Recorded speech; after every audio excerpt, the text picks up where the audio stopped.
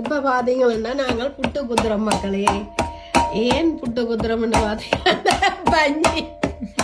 கஞ்சியில சமைக்காம இருந்த நாங்கள் இருந்து போட்டு இப்ப பார்த்தா பசிக்குது, என்ன செய்யறது, சரியான மழையா கிட கண்டுட்டு நாங்கள் இந்த புட்டை கொத்துறோம்.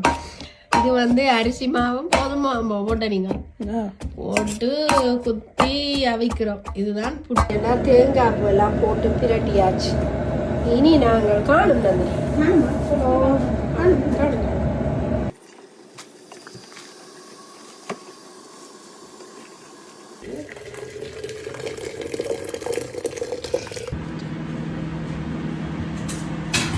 இன்றைக்கு இரவு இந்த முட்டை தான் எங்களின் கறி.